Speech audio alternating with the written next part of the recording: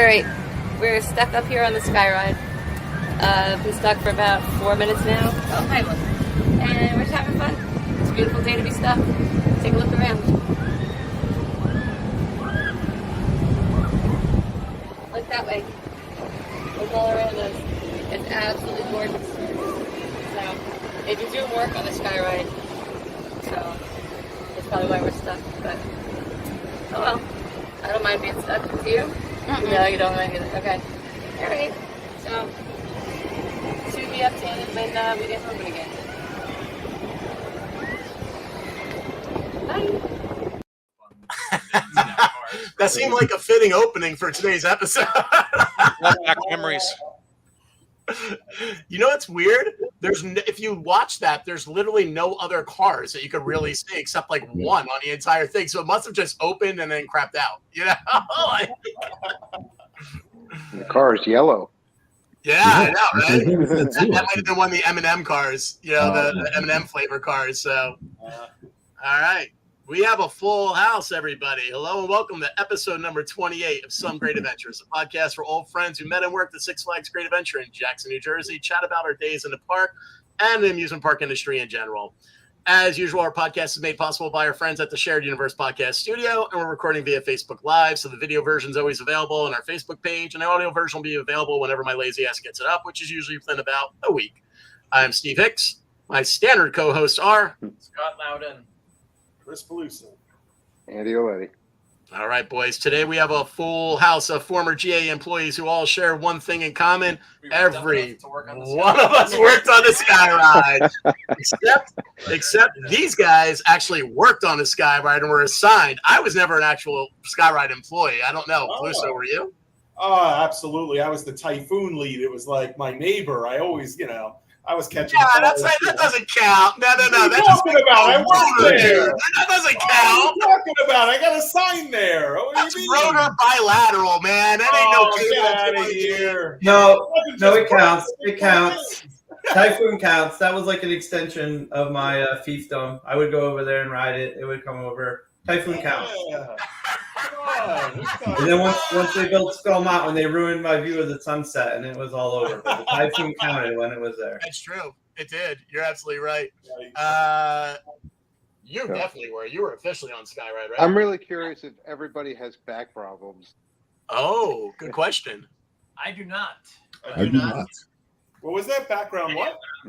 Back Yeah, problems. back If everyone problems wound up with working on back it. problems after working on cables all these years. Oh, yeah. No. I don't know if I can blame it on cable. So- It might just be I'm getting old. You'd really only have back problems if you cared about how slow the cars came into the station. You could just let them hit each other, and then it was fine. They would slow down on their own. Yeah, the people in the cars had the back problems when they slid into each other. That's about it. I think I don't have back problems because the 140 when they went Fantasy Forest and the uniforms, I had to get out of the section. So I only worked the ride for like a year before I left. Oh, good God. They were pretty fun. Terribly. All right, boys. Well, joining us are two reoccurring guests, Tony Rosa, Manish Patel. They've been here before. So if you want to hear their background, it's on another podcast. Go back and listen. You got to do your homework. Fuck you. That's right. Do your homework. I'm not going to go through it again. Joining us today, new to the podcast. You didn't say that Manish just got cured from his venereal disease, so we're celebrating that. Yay! Yeah. Cheers! Cheers. Is it really cheers when Scott gave it to him? I mean, come on, you know? So, Passing back and forth between each other. So exactly. New to the podcast, Nate got the air, Brian Mix, Todd Heron, Jason Hale, also known as Shorty. We always like to have our new guests give a little bit of their history so we know what you did, when you started, when you stopped, why did you leave the park.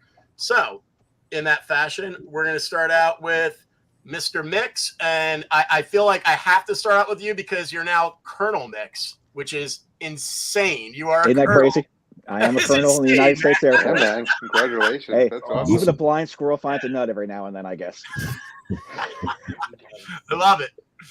All right, my brother. All right, so a little bit about me. First of all, thanks for having me on. I really appreciate the opportunity to be part of this ragtag crew and reminisce on the good old days. What was my first real job, I guess you would say, as an adult. I started on my 16th birthday. It's kind of how I remember what year I started. So it's pretty easy. That was July 22nd. I got to look at my notes. 1989. Can't do public math anymore. I don't really know when I ended. I worked there for so long that it just kind of was all blurred together. But it was probably around 95 or 96. Somewhere around there was my last year. I'm almost positive that's right because I left in 97 and I don't remember you being there my last year in rides, which was 96. So I think you left in 95. Yeah. And about midway through there, I did about every job you could possibly do, just like most everybody else. I mean, we all probably got thrown around at different positions and different jobs and different departments and did so much stuff.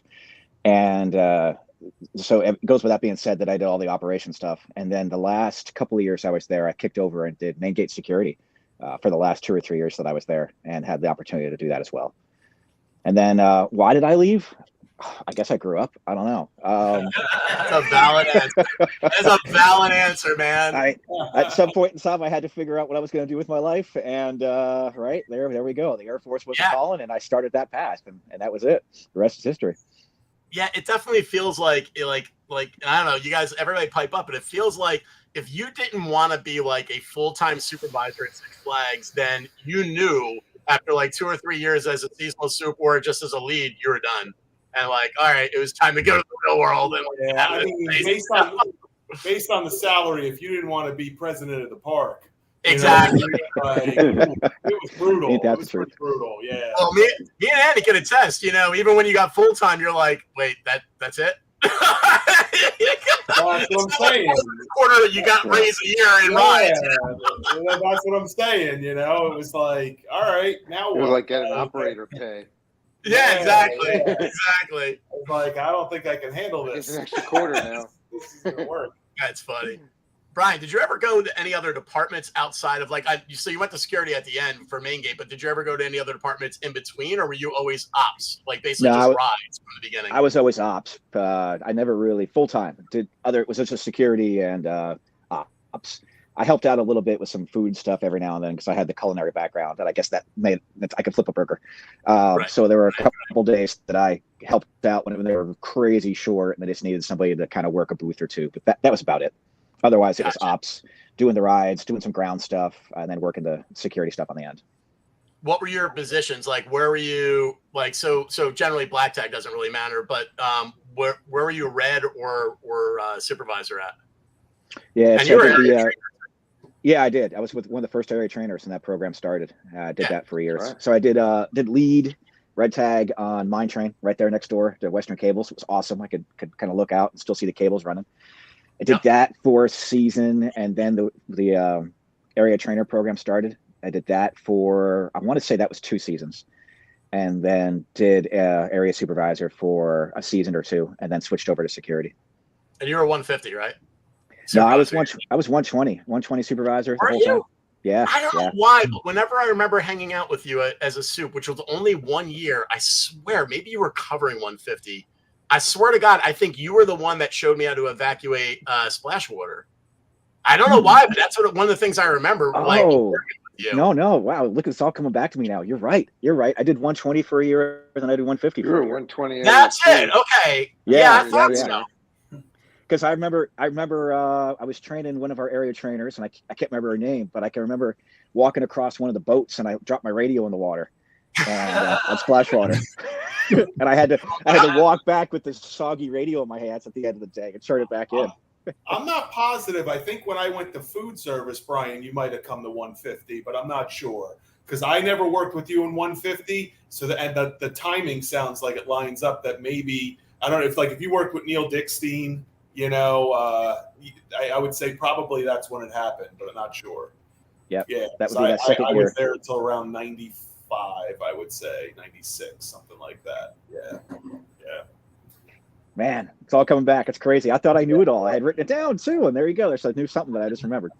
Honestly, God, Brian, that's the reason why we started this podcast, because we don't remember half the shit we did there. And every episode, I remember more stuff. Like even thinking about stuff on the cables, I remembered stuff that I never talked about before, which is gross stuff, but it's kind of funny stuff. But I was just like, wow, it's just insane. Like, you know what I mean? Like you forget. And I was like, the whole idea of the podcast was just so we get some of this stuff down here, so in the future, like relatives of ours could remember what we did, because we don't remember now. Yeah, right. Very cool. All right, man. Then I will pass it off next to Nate. Hey, how we doing? Good.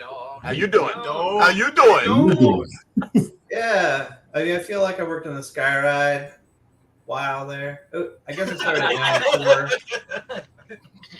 94 is when I started. I think I worked there till 2001, off and on. I did the black tag on the cables and then lead on the cables, then the supervisor for that area. Then they tried to move me to, well, I guess it was 150 or maybe they called it 260 at that time. They kept changing the numbers, confused everybody. Right.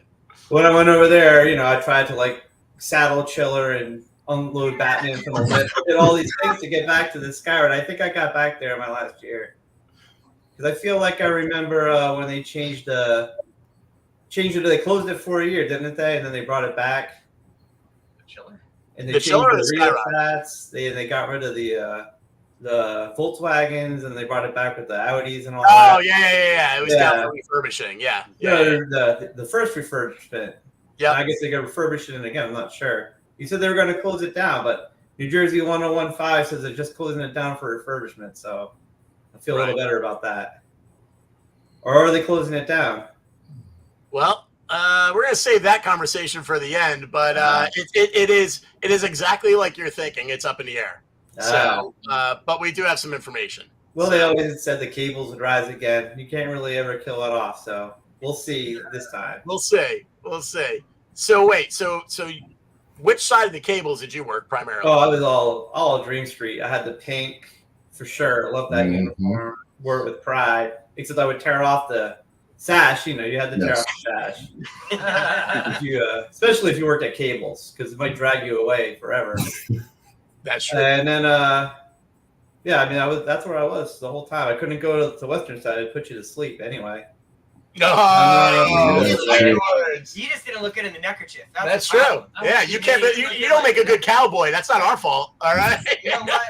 Yeah, I probably wouldn't make a very good cowboy. Probably right about that. Real men worked, Dream Street. That was.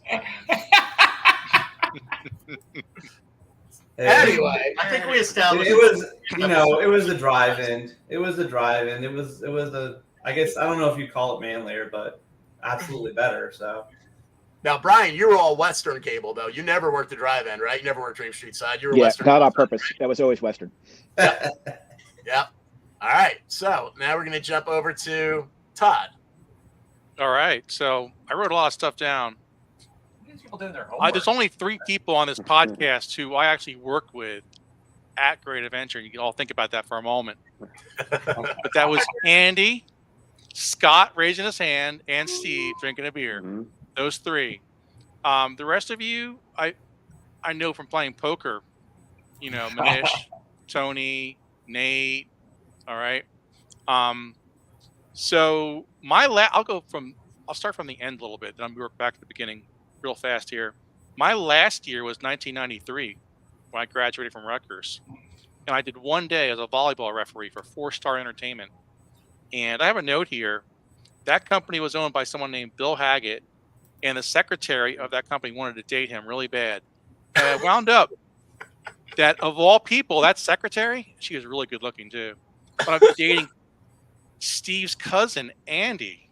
I specifically remember that. So, Yeah, that sounds right. I don't think you remember that, but I remember that. Year before that, I was parking lot lead. So I run red tag job, working parking lot lead for grounds, 92. That was going into my senior year of college. And then, of course, starting there, I started in 87 on the cables, Western cables. Actually, I started in games. I worked in games for 2 weeks, and Steve's like, no, don't do games. You want rides. You don't want to do games. I remember leaving games and them saying, you could be leadership material. I'm like, no, I want to do rides.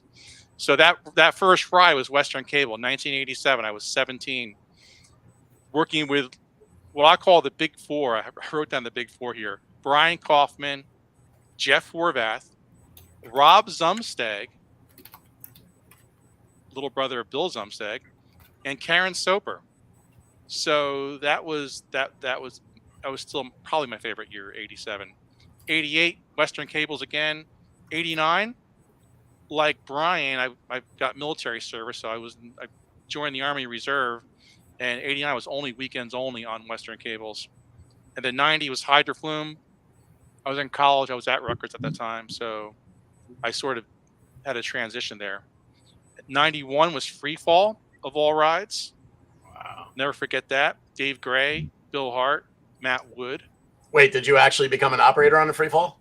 Yeah, black tag on Free Fall. And then Dream Street Cable that same year. So the first half of that summer was Free Fall, and then the second half was Dream Street Cables. Wait a minute, operator on Free Fall. You mean like send the cable cars, the cars up and down? Yeah. I don't think I did that. I think I just stood on the platform. Which Wah, is fine wah, with me.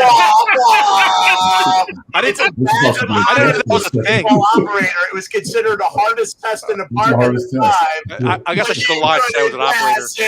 I should have lied. You guys would never have known. Wait. Now it's all making sense why suddenly you became a parking lot lead, right? We're seeing it. So it was Free Fall for the first half of summer 91, and then the second half was Dream Street Cables. So I got that. I got that also, Western Dream Street ride. What did you do as a parking lot lead? Because Manish is saying he was also a parking lot lead. My remembrance of Todd being a parking lot lead was Todd bragging about how he did jack ship drive a truck around the parking lot, and that was it. That's right. I actually had an uneven tan because I had my arm out. I believe it. And this side was inside. After 4 years of working, rides and cleaning up the park, and watching that F-150 pickup drive through, we're sweeping, we're dead tired, we're sweeping the park, we're going out to the parking lot. I said to myself, give me that F-150 pickup. Let me ride around in that thing. Truck 59.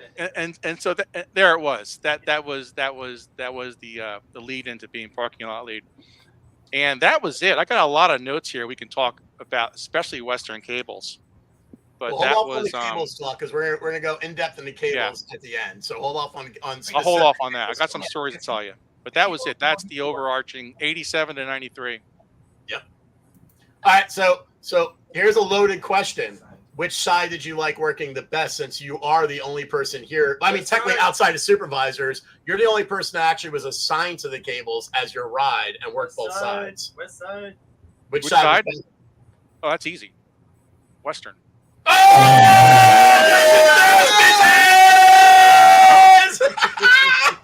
Driving my ass. Wait, man. It's all right. Tension in. Dream Street was loud, man. He got the engines on the side. Give me Western, nice and quiet. Wait. Let's also point out, high wind, inclement weather, Dream Street, work your ass off. Western, oh yeah, catch and send. All right, we're done. So, I would prefer that side any day. The worst thing about Western Cables, the worst thing was when those high winds came, the supervisors come up, send 2 to BBL. Oh no. Yeah. Sounds like a point for Dream Street. That's right. Oh, yeah, I'm sorry. Work the Buccaneer and the rotor. Okay, that's so much better. No problem. Buccaneer was better than anything. Buccaneer was better. Let's all clear this up. I was both a 120 and a 140 scoop, and I sent both their asses to BBL. I was just gonna say nobody's safe. Spread the pain. Right. Nobody's safe. I don't want to hear that crap. That's good, Steve. Spread the pain. I like that. That's right. What were you going to say, Andy? No, I was just saying before, man, being in Western, catching on the A side up there with the breeze coming off the lake on a nice day, there was no better job in that entire park. I agree. Catching cars. Yeah, it was. I agree, man. It was perfect. it was peaceful. It was nice. It was really nice. Yeah. Had a great view looking out over the lake and watching the mine train going around that last corner. Yeah, exactly. Yeah, it's fantastic. Yep. All right, Todd, you have any other notes not about the cables though? Just what Andy finished up with about the cables. I mean, his background is Western Cables. I mean, you look at that, just reverse that. You're in there looking out. That's the vibe to that. There was no other ride like it in the whole park. Well, I will also say you had a bonus. Those names you were bringing up that you worked with, you worked at a time when Western was truly family. All those names, that's when we all partied together. We would leave the park and every single one of us would be like at a party. Like literally the whole Western side would be at a party, like almost like every other night. Yeah. Like that was a very unique time when that felt like a family, you know, and we all worked together. You know, like it was easy to supervise a section back then because literally we would do it mostly. Like we would call each other up, be like, you need someone to do a break? All right, I'll send you someone. It was a whole different environment back then. It was really nice. So yeah. I gotta say, because I continued on after that, we had the same environment, like 92 into 90. Western did. Western did. Yeah. Oh yeah, for sure. Yeah, for we sure. Definitely. I mean, you guys passed the torch. We definitely were the same way. Yeah. It was definitely a little more of a family. And that's not to say 140 wasn't. There was a time when 140 was definitely fun too, but I never ever and first of all, I never worked 140 as a black or a red tag. I always worked 140 as a supervisor, but I never saw that camaraderie at the end of the day like I did in Western. And that's one of the reasons why we always say West is best, because there was just a camaraderie that was just unbroken. Like it was, you know, and it might also be because we were all pretty much major rides except, you know, Sombrero Boy over here, you know. Otherwise, you know, he upgraded. He did upgrade pretty quickly. I know. Well, he upgraded from the Sombrero from BBL, so that was a smart move right there, you know. Mr. Hicks, I really want to work at that. Oh yeah. Please, may I work the El Sombrero? I don't like the bing bing bing anymore. I need to get away from the boats, you know. 100%. All right, Scott has a question. How many people here got fired from Great Adventure? Wow. Somebody. Look, Mix, you got fired? That's why I went to security. I got asked to not come back as a supervisor. What? Awesome. Yeah. Oh, I did not even know this. Do you have any idea why? I thought everybody knew that. Oh my God. Well, It's been like 40 years. I might have known it back then and don't remember it, but you know. I had a slight challenge of coming in on time, and that didn't exactly bode well. So yeah, I can remember that. I will keep the names out of the conversation to protect the innocent, but I can remember specifically sitting in somebody's office after the end of a summer and being told, "Hey, we're just not going to invite you back." And it was an easy conversation because I knew I sucked at it. Overall, in the grand scheme of things, I was good at it in the interpersonal stuff, and I think in the leadership side of the house and kind of keeping things going. But in the soft skills, like I was saying, like Joe, getting there on time. And there were a couple incidents that happened that I kind of took the blame for that I don't know if were necessarily me, but that water under the bridge. But that all led to me not getting that asked back. And I was pretty grateful because, like you alluded to the park and how everybody was a family and everybody was there for each other. You know, that could have been the end of it. And that could have been the black flag that kept me out of being able to come back there and ever work again. But the security side of the house said, yeah, come on over. We'll take you. And I had a great opportunity to be there and build the same relationships with those folks at the main gate security and then out in the parking lot where it was awesome. Work in parking lot security as well. So you do have rehire status technically, though, just Yeah. rehire status because you technically finished out on good. So you're good. You're good. You can call it a rehire and demotion. Right. I went back to just being regular guy after being security or after being a supervisor, and I just regular person working the line. Yeah, there you go. So is there anyone here that doesn't have rehire status? Anyone? Oh yeah, I don't have that. I don't have that at all. Because on the last day that I was there, I trashed the whole section, and then Brian Suarez and Phil had to clean it all up on a working party the next day. It took them all day, and I think maybe Tim Condor were the three guys who had to clean up all of. Well, it was 250 then, because I was upset that they weren't giving me hours on working party, so I let all my employees not only just not clean up, but I made sure they trashed like Skull Mountain and everything. And I don't think they would want me back after that. I never really heard either way, but wait, so was that like at the end of the season though, or did you? Yeah, well, I mean, it was when it was only open like on weekends or something. Oh, so you never actually got fired though? Like nobody. No, I didn't get fired. You. No, I just left. Was that the last day then? And you just never looked back after that? You just left on that note? What? You just left after that? You just told Yeah, that was my last day, so I made sure it was a good one. Did you know, like at that moment though, did you know like I'm not coming back next summer? Oh yeah, I think I took a year off from Great Adventure, and then I came back for 1 year, and then I was like, well, I need to make more money, so I can't just stay at here. anymore. I'd already been there for 6 or 7 seasons. Yeah. I still need more money though, so I don't. Maybe it wasn't the right thing to do. Should have just stayed there and been broke all the time. Well, here's another side question, because I've been thinking about this lately, because it's funny. Like, I'm literally thinking of now, I'm turning 55 at the end of this year. So I'm actually starting to contemplate retirement now, but I'm not contemplating retirement like fully from the workforce. I'm contemplating retirement from the corporate gig I'm in right now. So I'm trying to think of what else would I go back to. And it made me actually think, would I ever go back to the park? Like, teachers, a lot of people that are teachers just do that during the summer, do the park during the winter. John Neilio stayed there forever. Like, we have a lot of friends that have done that. And I got to be honest with you, man, I decided, no, I would not go back and work. Like, at my age, I just can't see me doing it. I mean, especially when we visit the park and I watch them now, I'm like, everything they do would drive me insane. I don't think I could ever actually work here, and I'm never going to enjoy it like I did then. I just don't think I could go back. Do any of you ever think you could go back? We talked about going back just to mess around, like on a weekend or something, and then being done. Yeah, but only for like work. You know what I mean? Go through the whole hire process just for one weekend. Yeah, that's what we joked about doing, and like just mess around for a weekend, and then just be like, we're done. Peace out. Deuces. Yeah, well, essentially, make sure we don't have rehab status is what we would be doing. That would be the end of that. End it. When I remember that guy who worked Rapids, who was like in his mid-50s, and he was really weird. He wore knee braces. Oh my God, I forgot about that, dude. I remember. And he would go underneath the Rapids dock and like do inappropriate things to himself. Like, and like, I guess if we went back now, we would be that person. I don't know. Like, we would be that person. Stuff. Hey, I don't wear knee braces. The rest of the stuff they apply. Oh my God. So Chet worked there. Oh my God. Chet was smart. Chet did exactly what I would do, though. Like, if I ever went back, I would specifically be like, spillway, shoot, lift 1 or 2 of log flume. I'm good. And that'd be it. And that's basically what Chet did. I thought you were going to say, I would find a place where people couldn't see me while we were.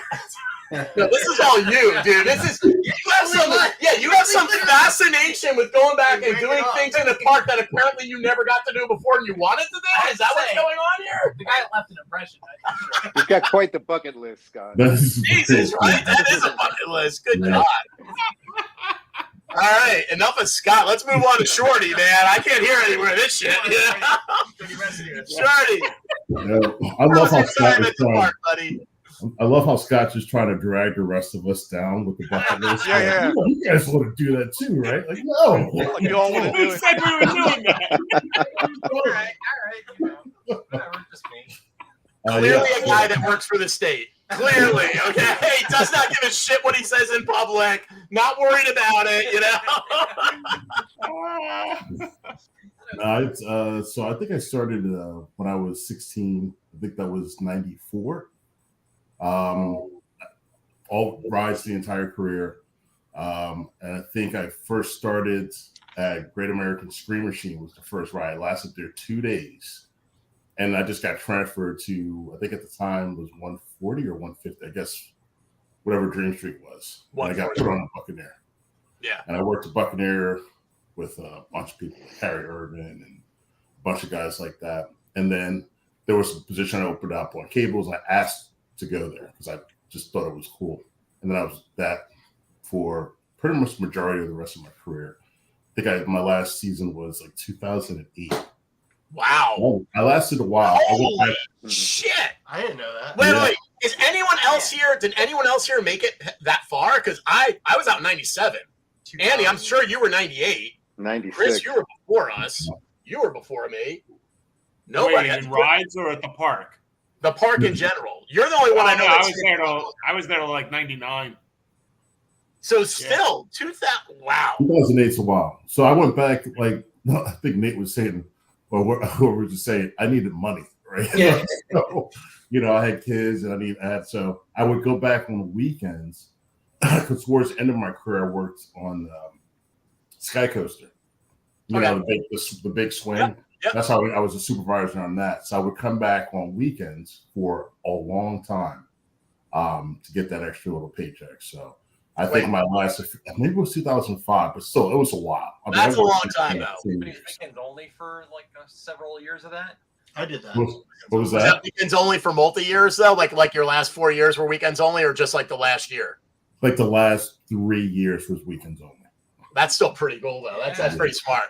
Wait, was the Sky Coaster he was on, Andy? Is that the one that we were in charge of? Like Games did the thing. I mean, you used to ride it all the time. It's the same one, right? The same one. I don't think they made another one. Yeah, that was fun.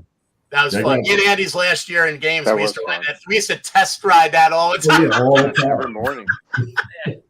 Just like taking test rides on the cable was the same thing. Absolutely.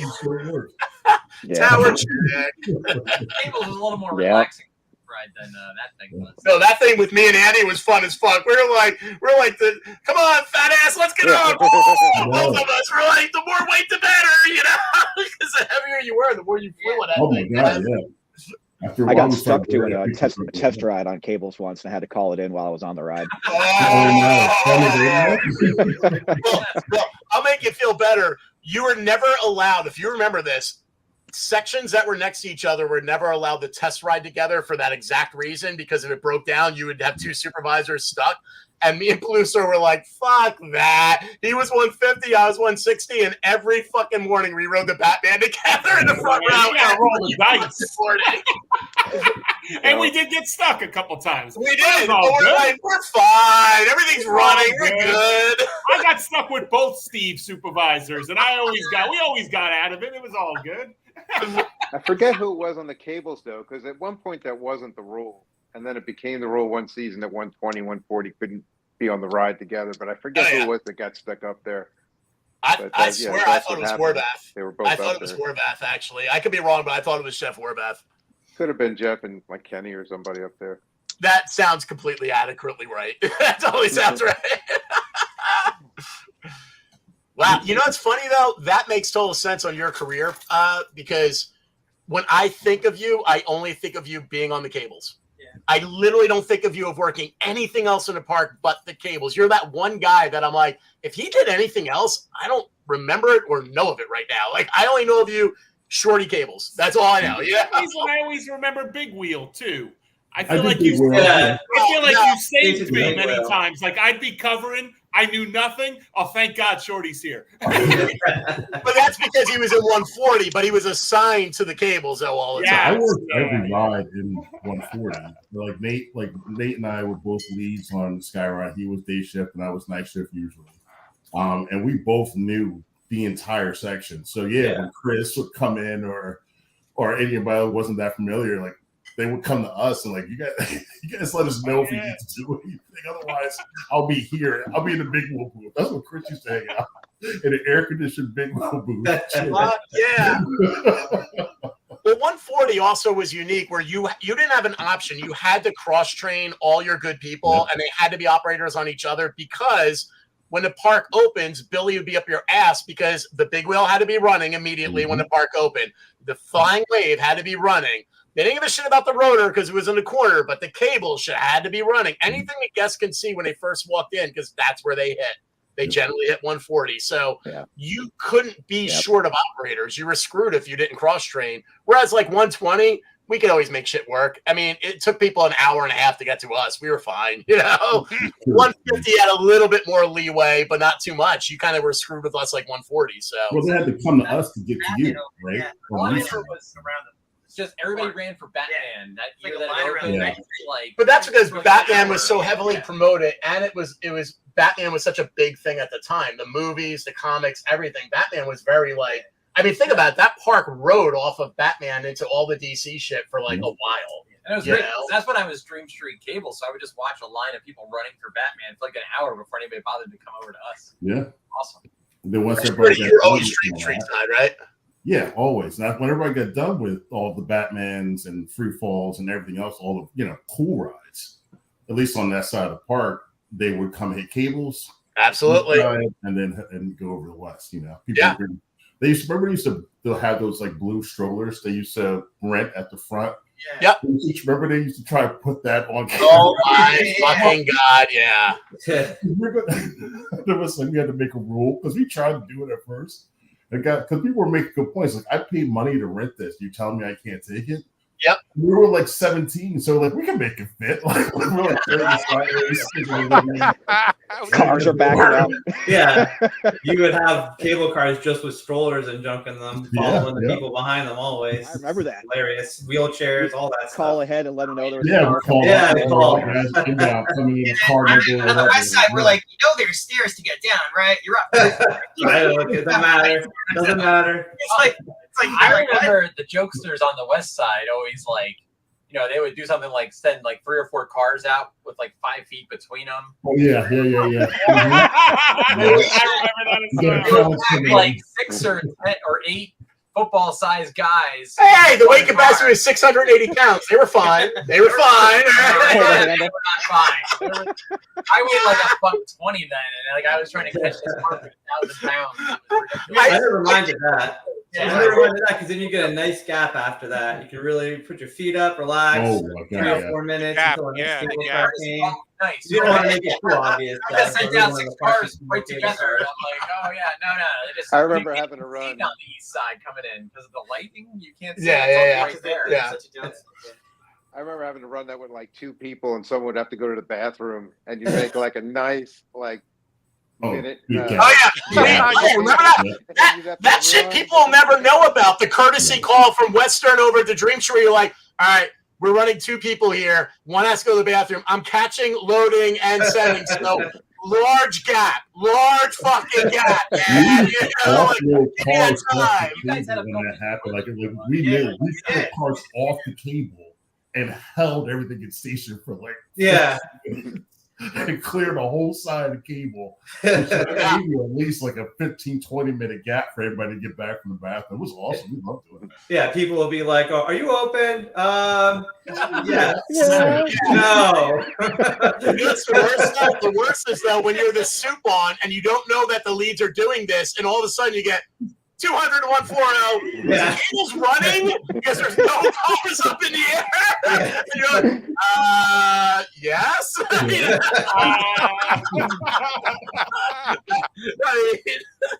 I do remember. I don't remember who it was. I don't know why. In my head, I'm thinking it was Stacey Stanton, but I know it wasn't her. But maybe it was her. I remember there was a smaller girl catching on Dream Street once, and I'm walking over from the roundup toward it, and this car came in, and to Scott's point, it was full. I mean, a big fucking dude. I remember just seeing this girl just shake her head and go, nope, and let it hit the railing and just sail on by. And then she kind of slowed it down as it almost got around the corner so it didn't fucking take a chance on derailing. But I remember just literally seeing her head going, nope, not doing this one. No, Stacy worked Western. Yeah, Stacy was always Western. Lindsay did East Side. We sent them. We sent them to cover breaks. We sent them to cover a breaks. lot. Like we would West share. Side catching Stacey, you actually have Lindsay, to who catch. else? Like Oh, West yeah. Side, it was much more. Well, West Side wasn't that it was One gradual. good West plan. Side, what West Side had was it had a bump, so you can let it come in, and technically you can let it hit the bump, and it wouldn't almost never derail. It would just jar it to a stop, and then you could just go. Now, mind you, all the people in the car just got whiplash and are whatever. Yeah, they definitely had more momentum coming into West definitely down. Yeah, for sure. Yeah, I feel like they knew with no knowledge of like what we're doing, the cables or anything. You'd get that big group in there, a big family, and the arms are out, and they're like this as they're coming into the station. Like it was like it's like they knew. It was like they were attacking. I don't know how they knew, but they could feel it. They could feel it too. It was very intimidating as it came at you. What was great is when like you get those, cars coming in, doors swinging in the wind. Whole family inside are just like petrified on one side of the car. Just sitting there flapping. Sometimes those locks weren't perfect; they stuck. Like you would slam the heck out of that thing, and it still just wouldn't be closed the right way. I remember that first tower, and that door would pop right open. And they used to like fire people. We used to get warnings, and like people would get fired. Cars would get fired. there. Most of the time, it wasn't anyone's fault. Sometimes it was just, we get like 30 cars in the station, like, we're hammered. The person who's loading might be a little bit too slow, and we're rushing, full queue. And we're like 17, like, shit's going to happen. So, well, I'm going to just add to that, though. Most of the time, if it was an actual cables person, it was an honest mistake. If it was a covering person, a lot of times they just didn't give a flying fuck, and they're like, "Thing ain't locking. I don't care. Send it out." Yeah. So, well, do you remember what happened with that person? And I won't say who this was either, but ran right off the edge of the platform at Western. Oh, I do remember. I was thinking about that. Yeah. Yeah. I can remember coming back one day, and the nets were there at the end of Western after that happened. Yeah. And I didn't want to fall in the nets because I fell in the nets. I was afraid the car was going to come back and smack me in the back of the head if I tried to stand back up. We try not to name people's names, but they were the Kerry Lewis Nets, right? Is that pretty close? Yeah. There was somebody. Something like that. The Memorial Net System. Exactly. So what happened to that person? I think they wound up just transferring them. Yeah, she still worked I remember there. she kept on working. I don't think she worked there anymore, but she was still there for the rest of the season. Yeah. She didn't get broke her fired. leg. So. Oh yeah, she fell down. There was that. There was the drop, and there was the wall. Yeah, she fell. Wall. She fell. And like I think 6 she or fell 7 and hit that feet. wall, and then fell into the walkway. That was a steep drop. What was that, like 10, 15 feet? Oh yeah, at least. At least. Good drop. Yeah. Somebody else decided to do that. That's why the Nets got sold. Yeah. And I never really thought about it until that happened. And then I kind of looked at the edge and thought, dang, that really is kind of dangerous.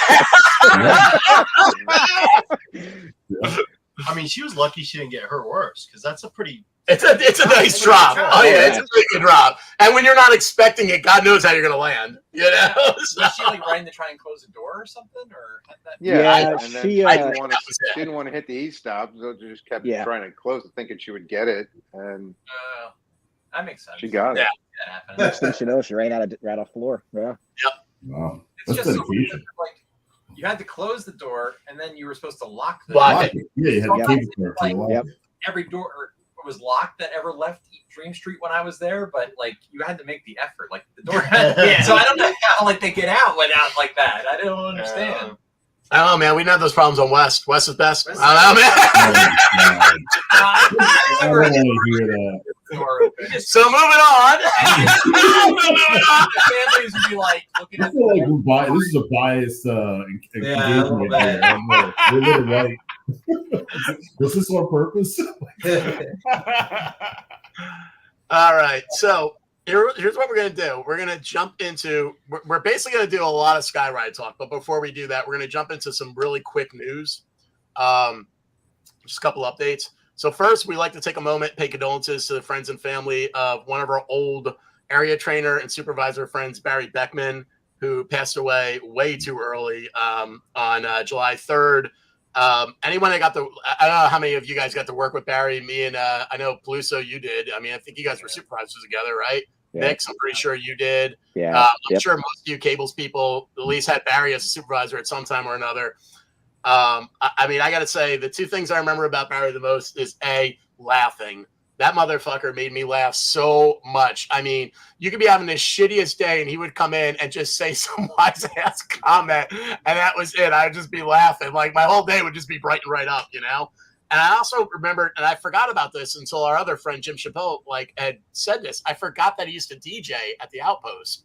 And fuck, those were good times, man. I forgot all about hanging at the Outpost and Barry DJing and shit. That was some really good times too with him. But Barry would drive that minivan around. He'd always have it filled with records and all his DJ stuff. Yep. Barry was a lot of fun. He was fucking awesome. So yeah, way too young to be passed away already. But definitely condolences out to his family. On to some different news. That stupid $1.30 surcharge that Great Adventure had put on every purchase. Oh my god, that's gone.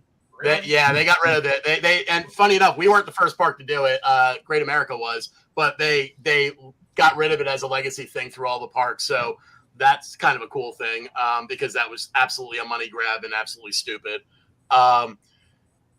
They did open the retro bar It's in that spot that's right in the old Batman and Chiller building. Really? Yeah, it's been open since we went there. It is fucking cool as shit though. It is fully like something they put in there because of the 50th, and it's the like kind of like celebrate all the years of Great Adventure. So when you go in there, there's all year signage all over, from signage from every different year basically there. There's commercials playing on the monitors, and they're all old commercials, random rotating old commercials. Apparently there is a gaming area set up, but that's only for VIPs or Diamond members. So some people can't get there. And the thing I want to go to when we go back for Fright Fest, the thing I really want to go to is that they have a shop in front of it. That's the retro shop. And it has nothing but like 50th anniversary and like old merchandise, like really retro type merchandise. And I think that's kind of cool too. So I want to check that out and get some stuff from there. So that's kind of neat. So just basically stuff that was in the warehouse that they were like, oh, hey, we could probably, but for nostalgia, people like us who are doing a podcast 40 years later, it makes sense, you know? They had a souvenir cup from when Ultra Twister was around. Oh, fuck that! That'd be fucking dope. That'd be awesome. Absolutely. That'd be You so know? dope, yeah. I agree. Yeah. They also have a Fright Fest Fanatics store that opened up, and I did not know this, but this is really cool. I don't think you'll be able to see it on my thing, but I'll bring it up on the camera. They have the original fucking sign from the first year of Fright Fest in that store from 1992, and that's in their little like, and they're also, it's like specific for Fright Fest merchandise and shit. So I haven't gone to that one yet either, and that's kind of cool. What blew my mind is that we all worked there in 92, and we all worked at Fright Fest.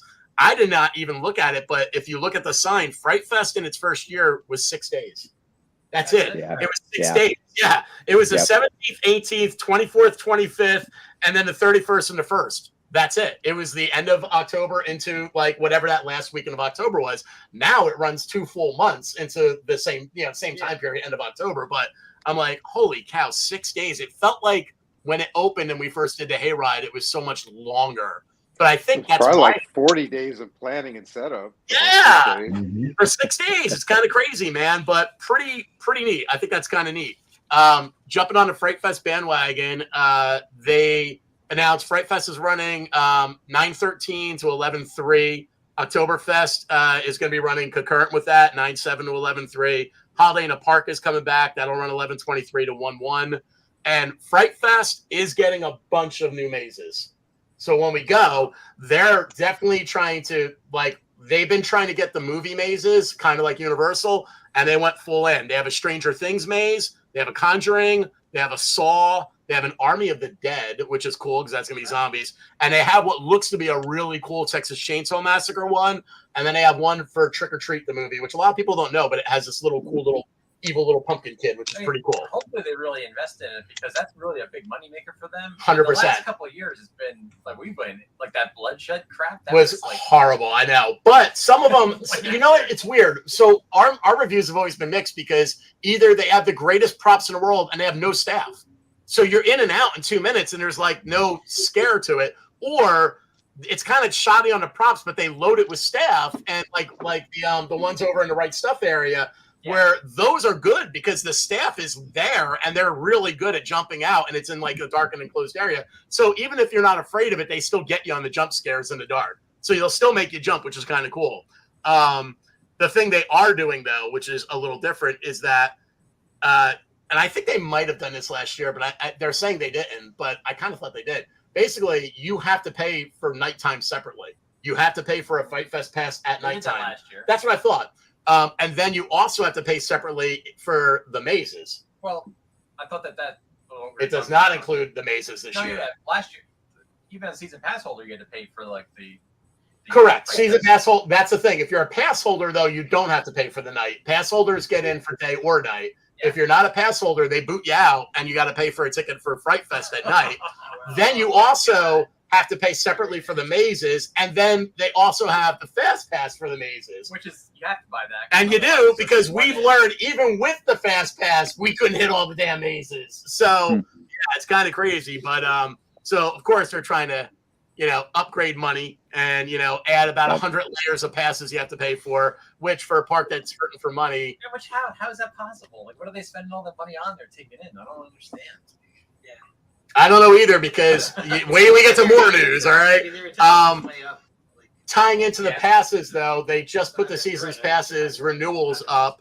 So 2025 passes are available. The way that works now with the Cedar Point merge is that you pick your home base. You pick your home park. It could be Cedar Point. It could be Great Adventure. Doesn't matter. So for all of us, it would be probably Six Flags Great Adventure for the most part. Okay, except Andy, obviously. You might be doing a Texas one. And you'd have your Six Flags home park pass, which I think right now is going for like $75 for the renewal because they're claiming it's their biggest, blah, blah, blah. Although they said that last year and it's spring and it's cheaper.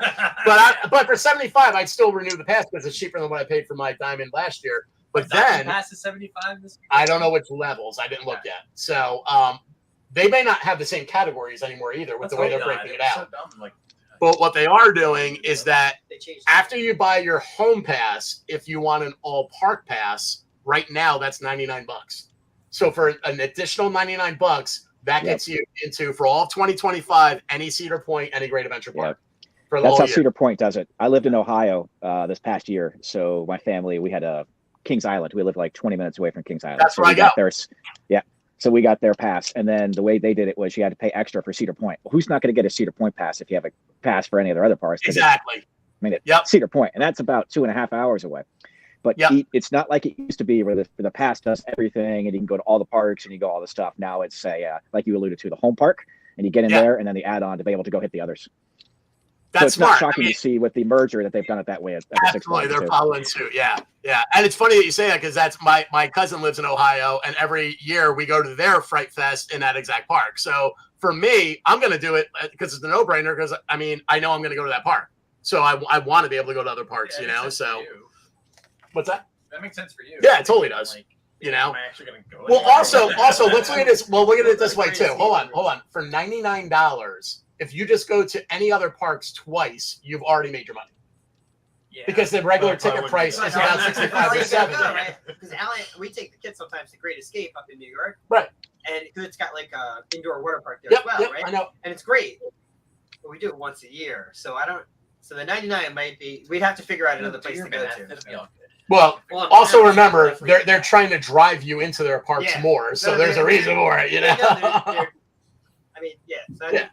might be worth it. Hey, and Six Flags Great Adventure has a cool new coaster next year called the Flash. Yeah, we're getting to that next. That's coming up. All right, so out of all the stuff they said they're doing for the 50th, we will say the Big Wheel did open about a month ago, okay? I love that it has this really cool sign. I don't know if you guys can see it in here. Absolutely no single riders, none. What cracked me up is I'm like, all right, well, we always tried to, we had a single rider lane. We were good at balancing, but I get that maybe they're not good at balancing anymore, so they don't want to deal with it and all that. And it's full cars again. So, but what cracked me up is that right after they open, in one of the connoisseur groups I'm on, like this girl posted like, got stuck on the big wheel and has a picture of herself just sitting up there like this, looking at the park, right? Everything. And then posting it again like 10 minutes later, fully unbalanced. That's exactly what happened, fully unbalanced. And then somebody else was like, I have been there daily since that reopened, and they have been unbalanced every single day at least 3 times since I'm there. I understand. I've never unbalanced. You might need to go I know. and regulate on that shit, Shorty. I know, right? We need Jason, they need to be retrained. We need to go back, Jason. That never happened with us, Nate. No. That's ridiculous. For that to happen. It's crazy. It's not that sensitive. Like you got several hundred pounds of leeway. It's You would also think that since it's fully refurbished, everything is like new parts, new wheels, new engines, new everything. You would think like it should be so much more easy, and it doesn't anymore. Like it should be able to stop on a dime now, but apparently not in the rain. But I wonder if the rain. Yeah, the rain that's a whole different beast when it rained. What was the Ben Affleck movie where they go up to the asteroid and they're the miners and they're all walking with their spacesuits? Oh yeah, at the end of the movie? Again. Can you imagine if we all come back to run the big wheel and we all come walking down that straightaway, and it's like the movie, like the old youngsters are coming to walk the big wheel because the young kids can't do it anymore. And the music's playing in the background, and we got like that all right stuff walk going on. I would love it. It'd be awesome. It'd be awesome. That's like the Six Flags version of the Expendables movies, One of us has a walker. Somebody else is in their rascal. Wait a minute, come on. Oh my God, I would love it. Gotta bring up the walker analogy. Not that old. Hey, none of us had the back problems yet. We all admitted it, okay? Or at least we lied about it, all right? So, the other thing. One thing I wanted to say. Go ahead. Do you remember BBL had a wheel? Yeah, they had a baby Yeah, carrier. yeah. Everything was harder to balance than the big one. Yeah. When you unbalance that one, they would just keep. I have news for you. The first time I ever got sent to BBL, they put me on that fucking wheel, and the girl did not tell me anything about balancing, and I unbalanced that shit immediately. And I was just like, because you put one big fat kid on one, and you put one kid on the other, and the thing just goes bleep, bleep, That's all it took. bleep. It would just keep going. Yeah, or that was the worst. It would go spinning, and the kids would start crying. The parents would be freaking. I'm like, I don't know why it's doing it. I don't know. He's like, what? Stop. Exactly. Like, Thing had a handbrake. it is funny because I look back at shit like that and I go, how did I ever become a full timer? Like, Jesus Christ, I was such an idiot when I was 16. Like, goddamn. My favorite news 2 days ago, the log flume officially reopened. Officially, and it looks really nice. They actually posted. They had someone go in a boat and do a full point of view of the entire ride, and they posted it while it was running with guests in it, which was kind of cool. I put that on our Facebook page. You just have to launch the video, but it's on YouTube, so it'll launch right away. The one thing that bummed me, I was telling Tony, they sent me an email, and a bunch of people probably got it if you're a pass holder, but it was only to pass holders. If you're a pass holder, today only, and the email came out 2 days ago, today only, if you went there between 10:30 a.m. and 12:30, so you had a 2-hour window, and you went to the Safari Outpost, you got to get that as a pin. And I don't know how good it's coming up on camera, but it is like this old school log flume picture that is so cool, and it's a collectible pin, and it's only available. It's done already. Like, I couldn't figure a way to get there today with the podcast and things going on in my house, so I couldn't go. But I'm, as a former log flume lead, I wanted this pin so freaking bad. I was like, God damn it! But I thought that was cool. It was to celebrate the 50th and to celebrate that it opened. The joke, though, is kind of like, I do see this online a lot in the last 3 days. Yay, they open it on time to winterize and close it when they go weekends only. And I'm like, I mean, they're not wrong, but at least it is refurbished, and hopefully it doesn't get all leafed and mucked up, and next year it'll look nice again. That's how I was going to joke. I hope they fix the leaves and having to scrape the pump house grates to get the water to come back in. Scraping those pumps, man. The grates. You got to scrape the grates, man. Standing on that little catwalk and the remove water's most of the pouring in, trees. and you're scraping the grates, thinking, if I fall in the water, what the hell's going to happen? Oh, yeah. What about the planks? Beautiful. Cleanest it's probably ever been. Absolutely. Well, it's a mix. Yeah. It's a mix between clean water, and they repainted the trough that green, so it's also hiding, I think, a little bit color, you know. But yeah, Did it was they nice. fix the Cascade fountain, Steve? No. Oh, I only that got was 11 always- because they have to do concrete work. They're not doing that, you know. Yeah. I don't even think, honestly, anyone out past our generation even knows that exists. And I don't the even work- know. yeah. Knowing them, they That was probably on the put the opening. controls out so you can't even see Cascades written, or it's take the label off, you know. So, but and then as Scott was saying, those are good things, but unfortunately, Flash is now not even opening until next year. Sad thing is that's not unique. There are a bunch of Six Flags parks with their 2025 rides that did not open, that got pushed to next year now. I kind of wonder if a lot of that is because there's first of all, they're clearly hurting for staff. But I think besides staff, I think there's also the fact that they merged this year. And this is the year right now that, since it just finalized, all that money and what they're putting it into has to get put into holdings for a while, because I've been through multiple mergers with my company. And I have a feeling that affected those rides heavily, because if suddenly they have to pay for more of this or more of that, or get parts from here they didn't expect, they don't have a budget. They can't pull it from anywhere because they're in a merger. So I have a feeling that's why so many parks got screwed, because I've never heard, we've been doing this podcast for years now, and we've known the parks for years. I've never seen multiple parks all miss their opening new ride. Like, that's unheard of. Typically by May or June, that new ride's done. And, I thought it was you know, Peluso's wife going around and messing up the stakes and all the different rides and the survey equipment. blaming Sam for shit. That's wrong, man. That's wrong. That's probably right. It is probably right. It is probably right. moving on to staffing. So ironically, you know how you can get on a safari off-road adventure, you have to book it. You can't take your car through the safari anymore. You could book it from inside the park near the log flume, or you could book it from the safari area. Well, you can no longer book it from inside the park. Inside the park, you can only book it from there on weekends, and you have to make a reservation from there or from the other safari base camp, which is the actual safari area. And that pretty much tells me they are seriously hurting on staff. So they're like, we're just not even going to staff the one in the park. Why bother? Like, why bother doing that and then having to drive people over to the safari? Just make them go to the safari. So that's a little weird. The resort, I actually read 2 legitimate reviews of the resort, and both of them were very good. The people that stayed there really liked it. They did serious cost comparisons to other similar safari type offerings in other places. Be it like a zoo that's doing a similar type of thing, or places like, Yellowstone or everything. And the pricing sounded fine, which I've always thought, to be quite honest.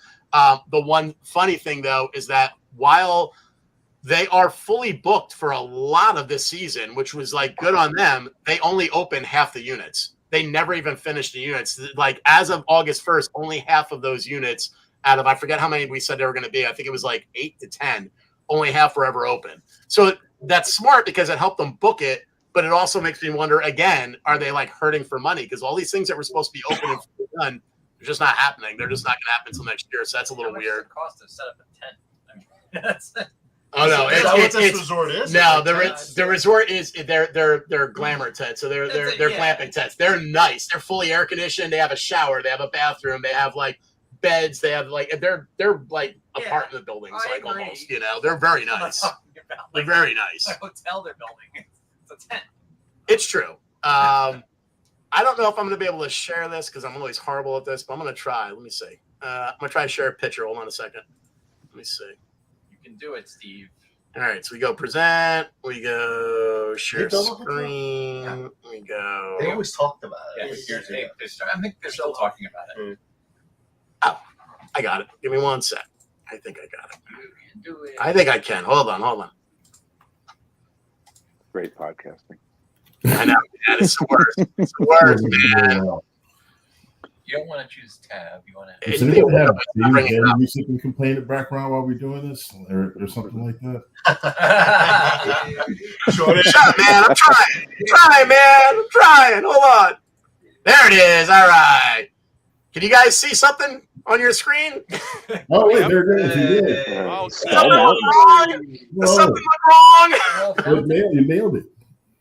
On July 23rd, the skull lost its jaw. It just.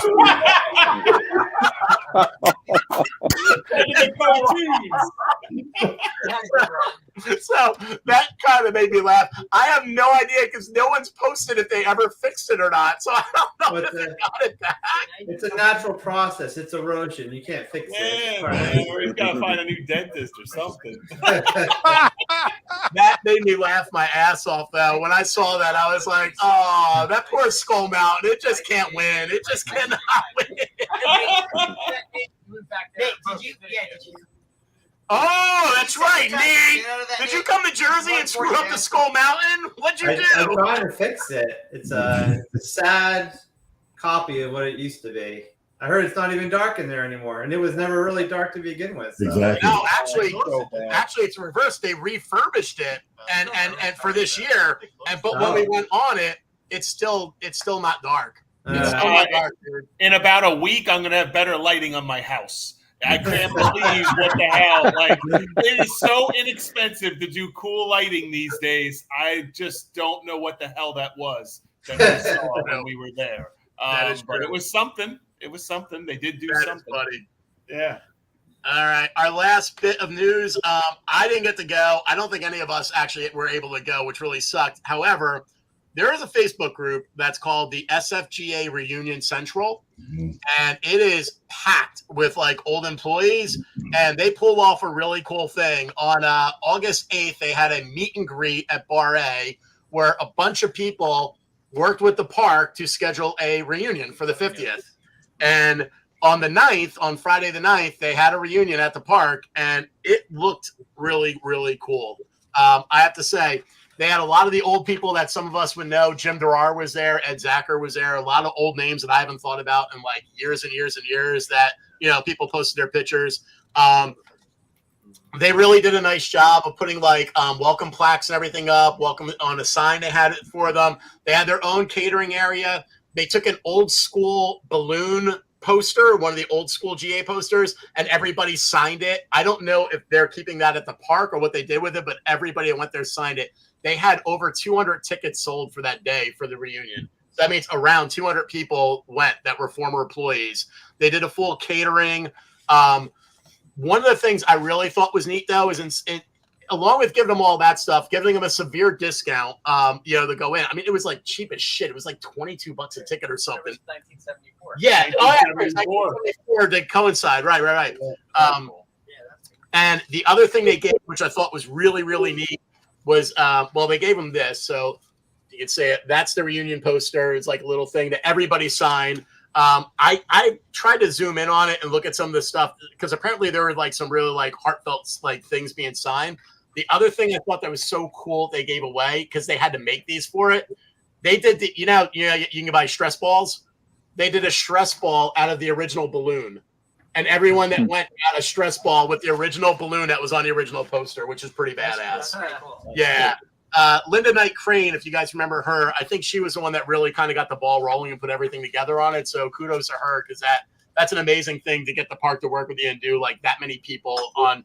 They did it on a Friday, but to be honest, they could probably have done it on a weekend this year. Like that's how I look at it. But that was pretty neat. The one thing someone noticed, and it's funny because now that we've gone there this year, Peluso and Scott, I didn't pick this up, but this person noticed it. She said. And again, I think there's a staffing thing. They probably got rid of the landscape people for the most part. There's no flowers in the park. No. She said, do you remember when you walked around, there would be constantly flowers hanging in pots everywhere. They would be like planters. Because remember, you used to have to pick the cigarette button out, the flower planters all the time. She's like, there were no flowers noticeable. Like the whole park was empty of flowers. And the person that posted this, obviously like a flower fanatic. She's like, it used to be one of my favorite things there.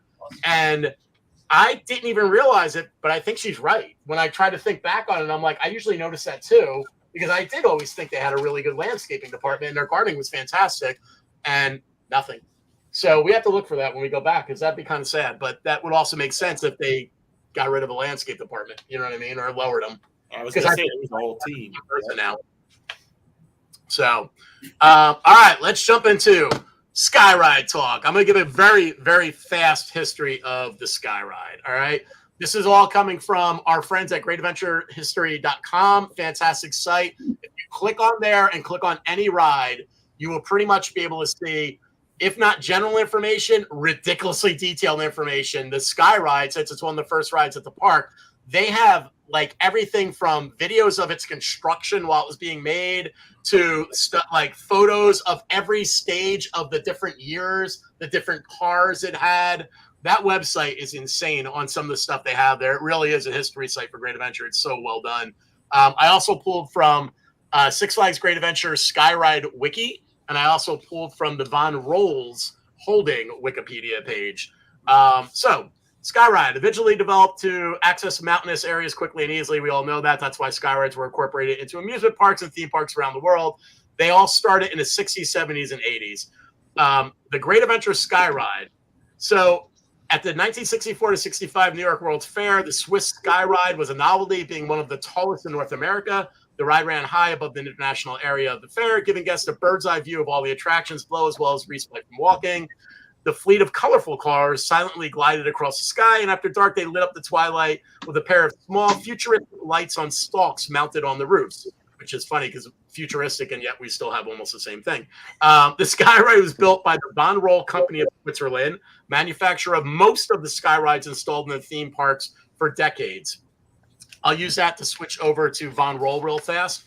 So who is Von Roll? Von Roll is interesting.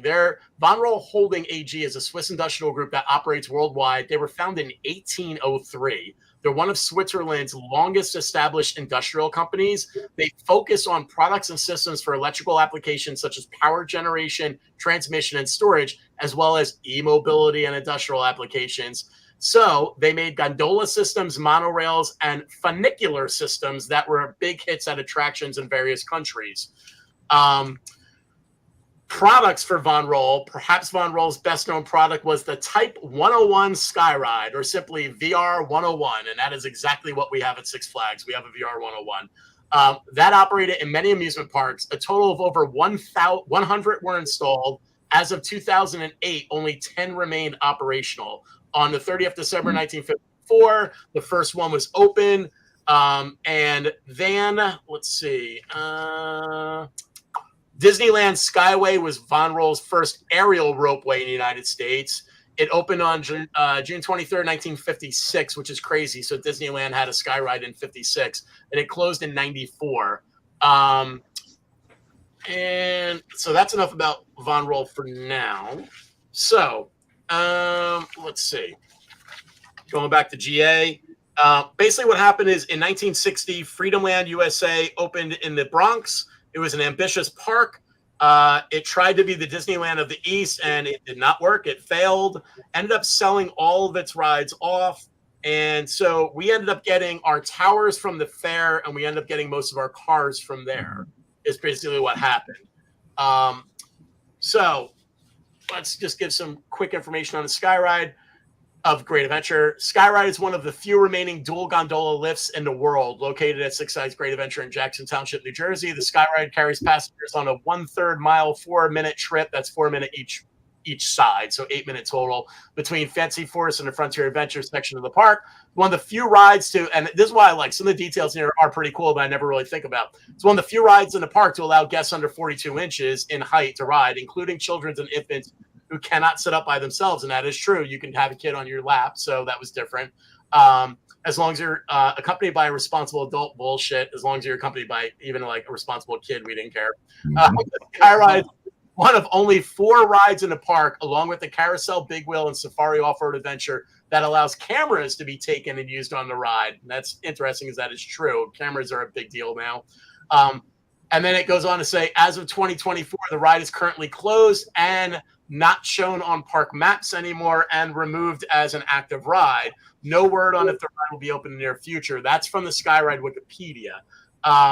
They also note, and I don't know if this is true, I know this was true, it may not be true anymore, 2 of the original World Fair cars with their roofs removed are the current cars being used for maintenance. I remember knowing that fact, but I don't know if that's still the case. I remember the maintenance cars. Yeah. Those were the original. Yeah, because they were bigger.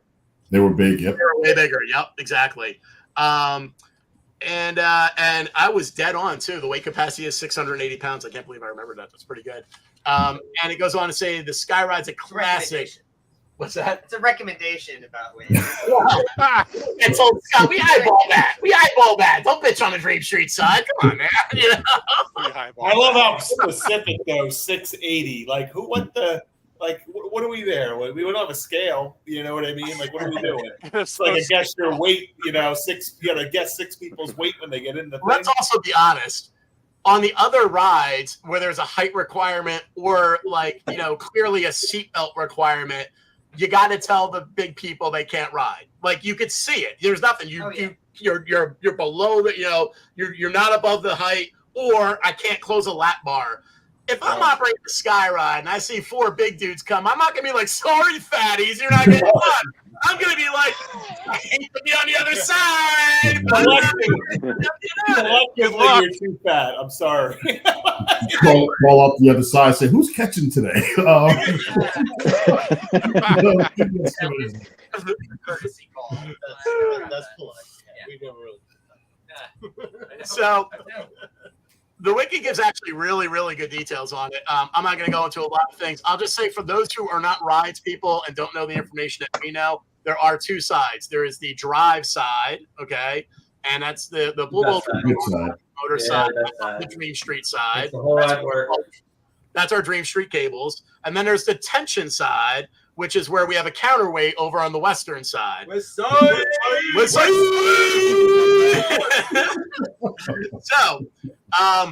couple things they note, which were funny because I actually just kind of forgot about it. Frontier Adventure Station is not wheelchair accessible, so guests who use wheelchairs may board at Fancy Forest, but they get the round trip because can't get their wheelchair in there.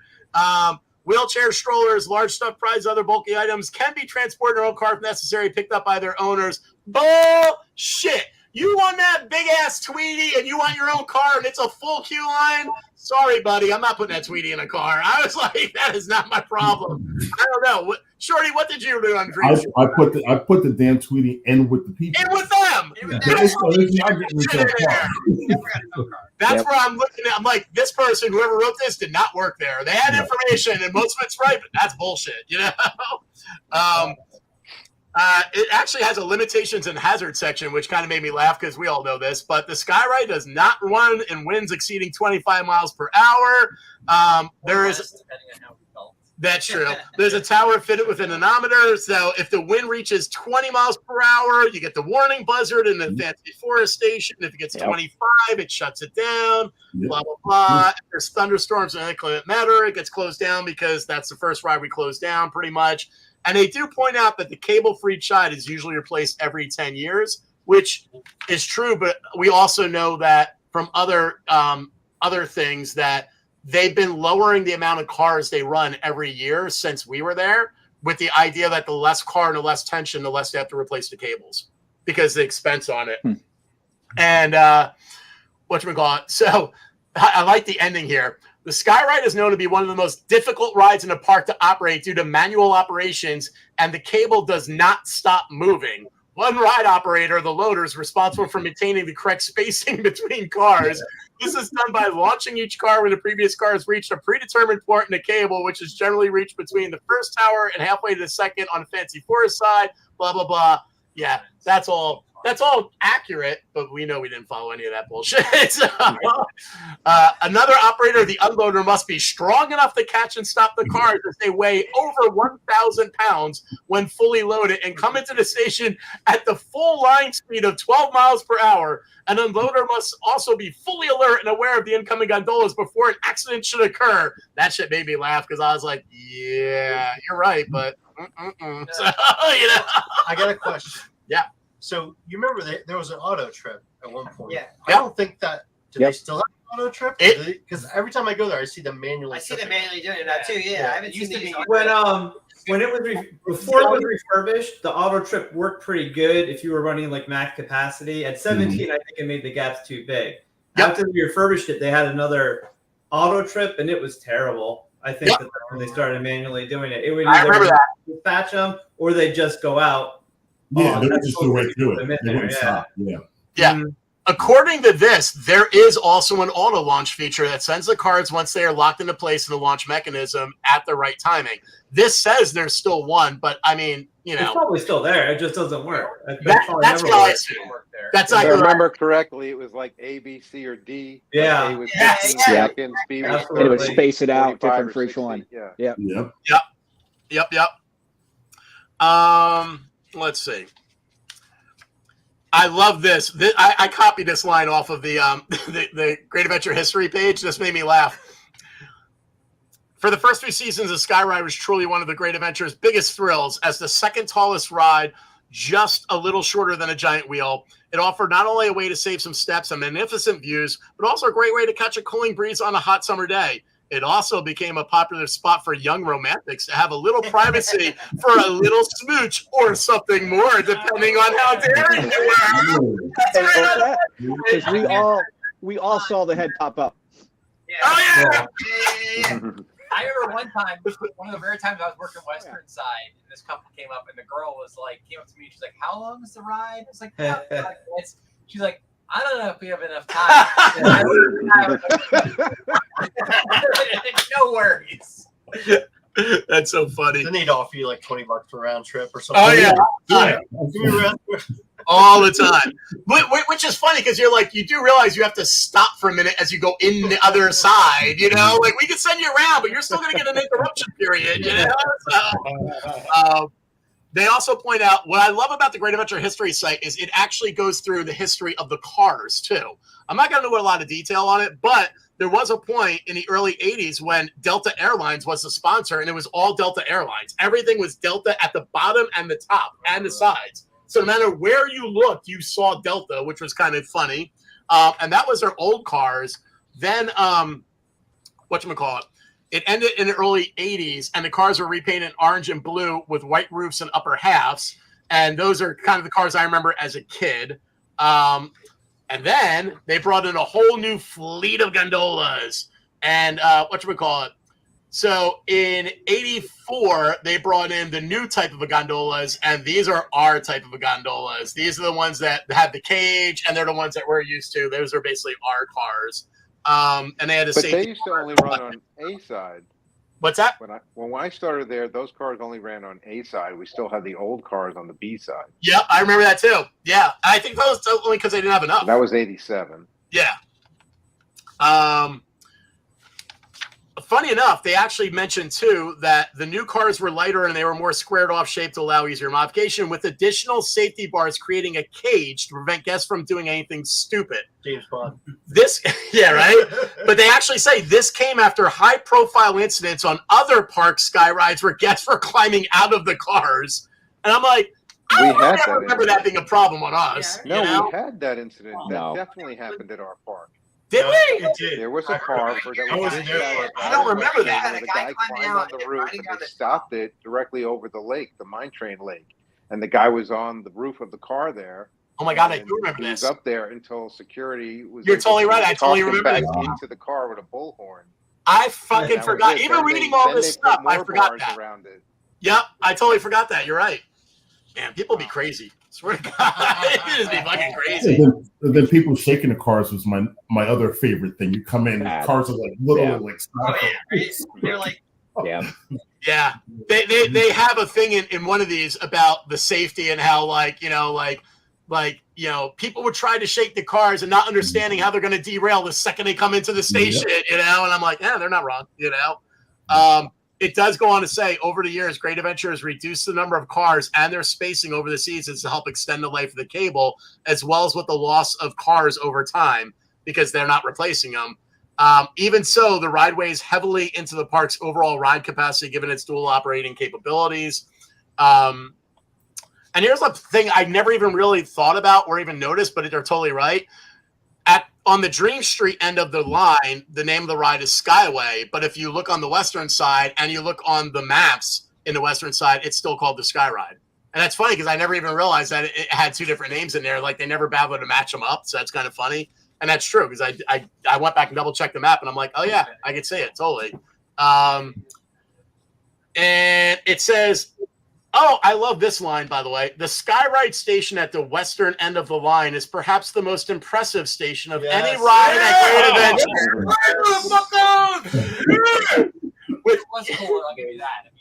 With guests entering this spectacular, larger-than-life fort structure, the elevated station is located almost 20 feet above surrounding ground level. West is best, bitches. West is best. People are easily impressed, apparently. You can't argue that, Nate Dogg. I mean, really, it's just a turnaround. It's not that impressive. We never trashed You guys are literally nothing really happened. All you That's guys all got right. going for you. You're a U-turn. Just a U-turn. So here's the last update on there that they have is just that they also did co-brand them just like they did with Delta with M&Ms, which I don't think they still have some of the M&Ms cars. I'm pretty sure when I go there now. I don't know if they still have the promotion or they just didn't change the cars over, but They just never changed it. That was like in 2002 or 2003. Right after I stopped working there, they started painting them different colors and putting the M&M on that. Yeah. And that Skyway sign, it wasn't always Skyway, but sometime in the late 90s, they put that big pink Skyway sign up there. Before then, there was no sign at all. I don't know what it was on the maps. I don't know what they called it. Probably just Skyride. Yeah, it was. It depending on where you're looking, yeah. So why are we talking about the Skyride today? So a shitload of New Jersey things like 94.3 The Point, a bunch of groups all freaked out when they saw that they basically shuttered a Skyride. They like it looked like it was going to open all year, but now there's like literally Western's just dark and there's nothing there. Like the Western cables is completely dark and empty. The Dream Street, they put like barriers around it, so like clearly it's not opening this year, and they removed it from the map, like the online version of the map, and they removed it from anything active, which automatically made everyone freak out and assume that the Skyride's fully closing. Okay. That is not the case at this point, though. They don't know that for sure. So what people may not know is if you go on Facebook, there is a Facebook private group called Von Roll VR 101 Sky Rides and the Disneyland Skyway. Has 2.3 thousand members, and it's run by the Van Rolls, the people who actually built these fucking rides. Okay, so I'm not gonna go too much detail about them because I've already explained who the Van Rolls and all they are. But basically, they whatchamacallit. Here's an interesting thing I've noticed because I'm part of that group. So Robbie Van Roll, okay, or Von Roll, I should say, he posted, okay, on July 12th of this year. He posted at everyone, so it hit every person that's part of the group. Please copy and paste this and send this to Six Flags Great Adventure or corporate. To the maintenance director, Mike Favtovic, Great Adventure, refurbished the historical Von Roll Sky Ride from the 1964 World's Fair. We know you got all the parts from the Six Flags Georgia Von Roll Sky Ride. Sheave liners, grips, cabins, just to name a few parts. If Busch Gardens, Florida can restore their Von Roll Sky Ride, so can you. Older Von Roll Sky Rides still operate at Cedar Point and Minnesota State Fair with zero problems getting parts through Doppelmayr, and he literally lifts the link to where you can get all the existing parts for a VR 101. Then he says, save, refurbish, and restore the historic Von Roll VR 101 at Six Flags. That was from July 12th. However, not even 3 weeks later, on August 4th, Robbie posts, as soon as we're allowed to say something regarding the Great Adventure Von Roll Sky Ride, we will. Meaning that enough people must have reached out, or Great Adventure reached out, and they've now talked, and so something's going on. Don't know what it is. And then other people were like, what are you talking about? What do you mean allowed? And he wrote exactly that. I can't say anything publicly yet. So the assumption is they probably have an NDA and they're working on something right now. Not sure, but that's a good sign. Like, shut the hell up and told him to send him a cease and desist. No, because this is the thing. If they're packing it in, he has no reason not to talk. Right. Well, because they're out of the park. It doesn't affect him, so he would talk. So here's the cool thing, though. When I put the podcast invite for this podcast up, all right, the Facebook invite, our friends at GreatAdventureHistory.com posted it to that group, and I didn't even realize they did it, but it made sense because that's basically a Skyride group, right? And when they did it, Robbie Van Roll commented, I'm always up to talking about Von Roll VR 101s, meaning he would absolutely come on the podcast. The only reason I didn't try to add him is for two reasons. One, we have so many people on this episode already that we're just, and even now we have less than 10 minutes left. Literally we should be wrapping up in the next 5 minutes. So I knew we wouldn't have time to talk about the VR 101s in general. And two, knowing that he can't talk about them yet, it didn't feel like it made sense to bring him on, because what do we want to know? Are you fucking opening it or not? What's going on with Great Adventure? He won't be able to answer that right now anyway. So I thought it made more sense not to bring him on. But the second he goes public with anything, I will absolutely be happy to bring that guy on here and, have him talk, because that is very interesting. It's pretty amazing. In 60 years, that thing has been going. That is right. Absolutely. I agree. I absolutely agree. That's older than Steve. Not much. Not much older. Not much older. It's getting there. It's not much older. I am going to try to share my screen one more time. This is so cool. Someone posted this on that Von Roll Facebook group. A McDonald's in Conway, New Hampshire bought some of these Skyride cars from another park, and you can eat in these cars and at McDonald's. How are those cars, man? I don't even eat McDonald's, but I would eat some fries in there, That's cool. I hope. And Tony was saying before that we started how if they do get rid of the one at the park, he hopes there's a way to buy a car. He would totally buy one. I would too. Where would you put it? I would too. My backyard. I would love it. I'd put a table in the middle of it, and I'd make it into a picnic. Absolutely.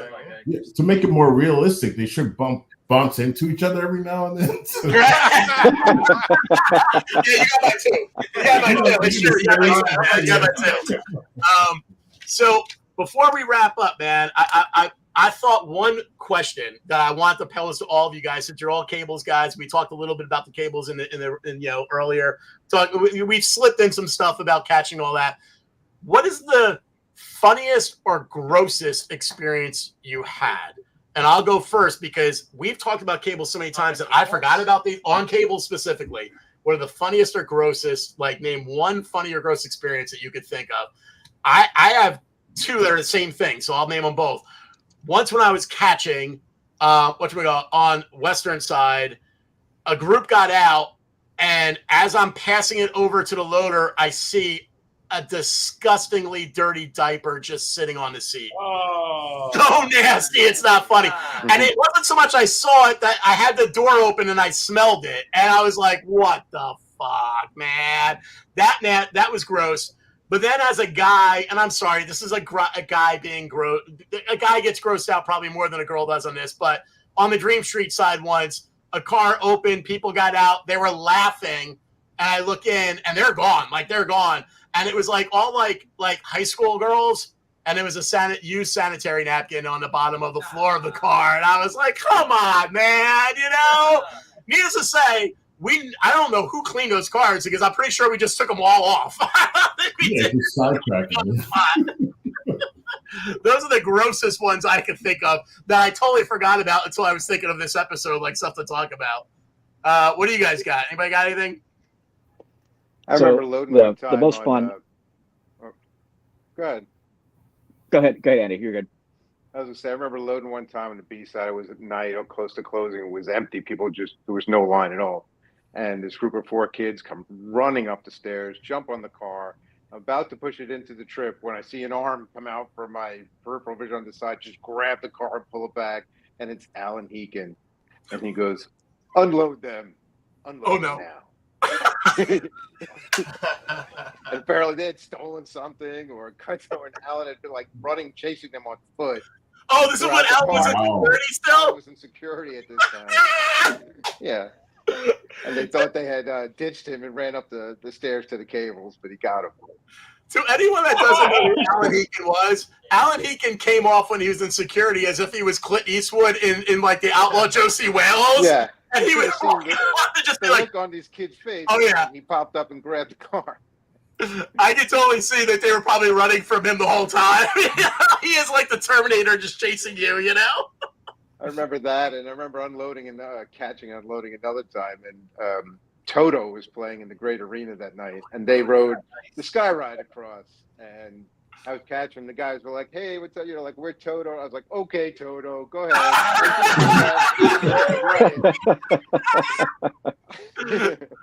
I love it.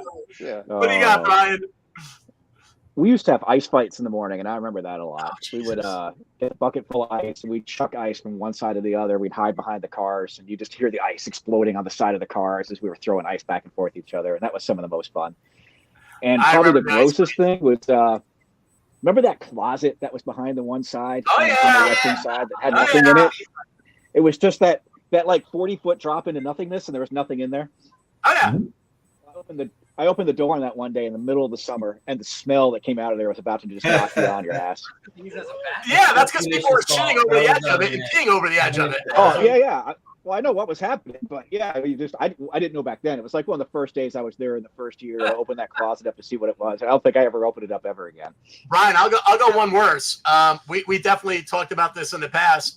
You never had to do work crew, did you? Like, those weekends only work crew. We would like work during the week, and we'd like clean everything and all that. Did you ever have to do that? Yep, I did. Did you ever have to clean the pit? Because we used to take and rope people down there, and then they'd have to clean that pit. Oh yeah! So imagine all summer. Pee, poop, food, stolen pudding, stolen whatever, all just sits down there, stolen pudding.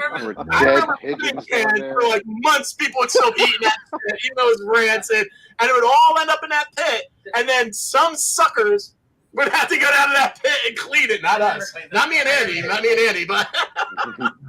That's like an archaeologist. Fool got chosen to do that job.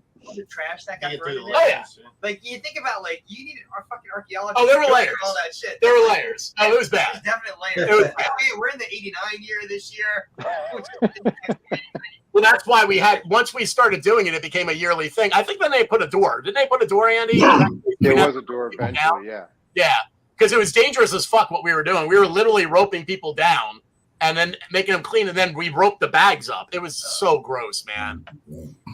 It It was like the scene from Star Wars when they were in the guard. Be like, did something just? It was. That's exactly what it was. Probably had a little creature with one eye down there. We just never saw it. Little guys down there saying, Some poor kid that got lost 20 years earlier. I was the day lead, and the night lead, apparently, for some reason, he rode a car out of the station on Dream Street up. Oh, and then dropped? Like 10 or 15 feet. Yeah, and then he dropped, and he came up, and he's like, Scott, I don't know why I did this last night. Was that Rob? It was Tom. Oh, King, I know it was. And he was like, but then the supervisor showed up, and he was there. And the supervisor's like, I got a complaint this week that somebody was like riding the outside of a car. And I was like sitting there with that guy with me and talking to the supervisor. I was like, who would be that stupid? Who would actually be that dumb to ride a car? And he's sitting like right here, and he's just like shaking his head. I was heard like, Shaggy did that. Oh, I'm sure Shaggy probably did that. I mean, back in those days, we can get away with that shit, though. That was like 3-train, my train operation where we had to kick the pedals. That was a whole different world, you know. So, yeah. Anybody else got any? I remember my funniest day was probably my first day because they were like, well, this is how you turn it on. This is the disconnect, but make sure you look away because it might explode. Yeah. And they were like, here's you catch a cable car. This is a glove that you can use, but nobody uses a glove. So my hand's all fucked up at the end of the day. My shoes are falling apart. I thought it was the greatest thing. I was like, yeah, I can't wait to come back tomorrow to the exploding death ride. Awesome.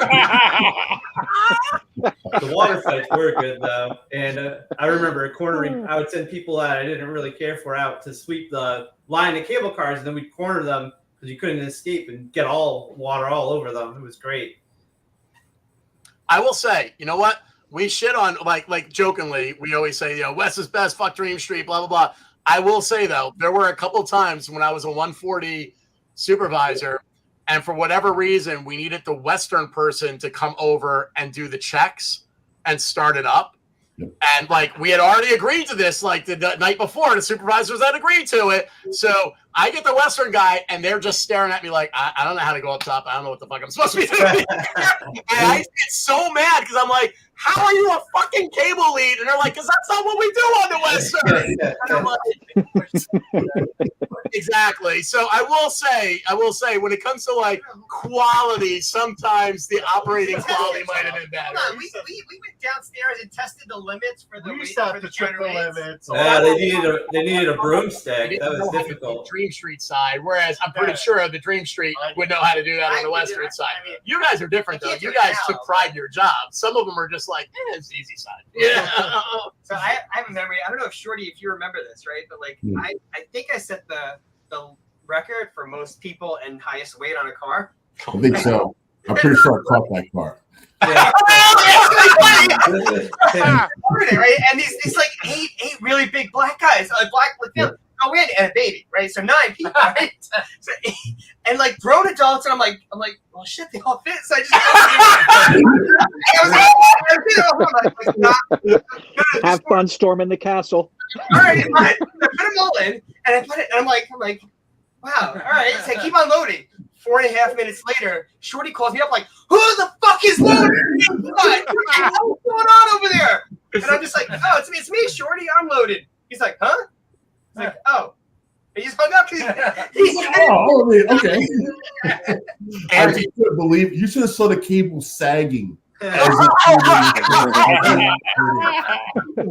over that 680. Dropping through the Reason floor. for the weight limit.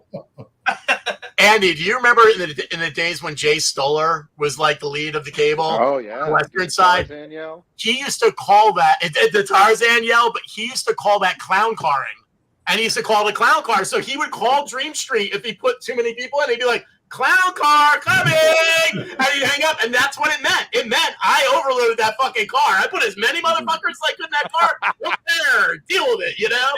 I used to love that because that term got lost, but clown car was like fucking great, you know. I would have appreciated a phone call. But it made sense. If someone called you and said you have a clown car coming, you know what that means, like instantly. Yeah, but these fuckers never called anybody when they did that shit. No, they were worse at calling. You guys were the worst at Dream calling. Street aren't really men then, right? I mean, Yeah, well, we thought you guys were tough men. You don't catch anything. What the hell? One car. Come on. Shirley's like, I'm the only 8-foot guy working there. Everybody else is like 4 foot, man. Come on. So I have one story real quick. Me and Adam Silversmith, just not to name drop too much, but I remember Adam. 4 dudes came in, and we had security actually call us and say, "There's a car coming in. Here's the number. Don't just try to hold them there as long as you can. Don't do anything illegal." Because like someone called, complained they were smoking weed on, which was common. People did it all the time. Yeah. We get in the station, and these guys were a little rowdy. And we're like, guys, we're gonna need to kind of like hold you for a minute. Like somebody wanted to talk to you or something like that. And they would start cursing at us and threatening us. And me and Adam looked at each other, went over the sidetrack gate, opened up the gate. Left him there. It's a security gate. That's the best, man. Waving at us. I mean, literally, it's like illegal. Like, Great shit they can do now. Illegal to team it. We didn't care. Go over the sidetrack. Security came over, opened the door and sidetrack, Easier and for let you them guys. out and took them out the park. Yeah, we used to do. Tony was saying we would do that in the Western sometimes too. If we because those calls would happen a lot from security. Like R72, pull them off. They just threw a drink down. Yeah, Remember? exactly. Drinks off the fucking thing. Yeah. And on the Western, it was so much easier than what you guys had to deal with though, because we just look at that little teeny sidetrack. Sidetrack, yep. I mean, it's great because you're standing there with them and they're screaming, they're rattling, and you're like, I don't know, you're not getting out, you know. All right. Well, gentlemen, this has been a lot of fun. Jesus Christ, man. Some of you is Mixmaster. I haven't seen you, and I haven't seen you since you left. Like, literally. I mean, I'm glad we're Facebook friends, but the algorithm, I don't even see your posts, you know? So it's like, it's awesome to some of you guys, man. Just so many years have passed. Nate, I haven't seen you since you moved to Florida. You know, I thought you were dead. I really didn't think you were still alive. You know? So, We saw him for your birthday. that's true. That's true. Vegas. Yeah, but then you did the world COVID. He did COVID right after, you know? So. I locked myself up after that. I haven't left the house. Well, it's been a lot of fun, Buzz. This has been honestly, this has been so much fun, man. And many thanks to everyone who joined us. Honestly, I don't even know if there were anybody in the chat. I didn't even. Oh my God, the chat's there's a few people out there. They're upset. They're not pleased. Oh my God, we'll have to check. We were so involved, we didn't even check. Oh my God, holy shit, the chat is loaded. We're usually very good at checking the chat. We're so sorry, guys. We will check and respond to everybody. So involved. There was so much happening. God, it was so funny. Well. Thanks everybody who joined us. Thanks everybody who joined the chat. We're sorry we just kind of got so into this conversation we missed it this time. Yeah. I mean, think about that. Robbie Van Roll himself in the chat. We didn't even realize it. I know. I'm like, Jesus. Saying, Yo, I'm here. Yo, I'm here. He should have said, hey, assholes. Shout out. What's up, Barry? Barry remembers Clown Car. See, there you go. Oh, look. He says 1:09 p.m. The ride isn't going to be removed. So there you go. Hey, there we go. There you go. 109, he said 109. Nope. Wait, well, let's find it. Let's find so everybody can believe what Nate's saying. Not that we don't judge you, we believe you, Nate. We believe you. But let's see it. 118, 109. The ride isn't going to be removed.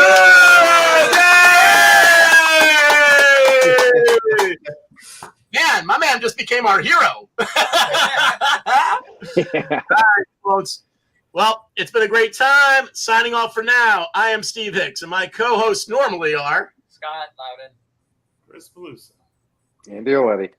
And our special co-hosts are Tony, Manish, Brian, Nate, Todd, and our buddy Shorty. He's only like 2 feet tall. We have to call him Shorty, you know? All right, everybody. Thanks for joining. Make it a great day. What's up?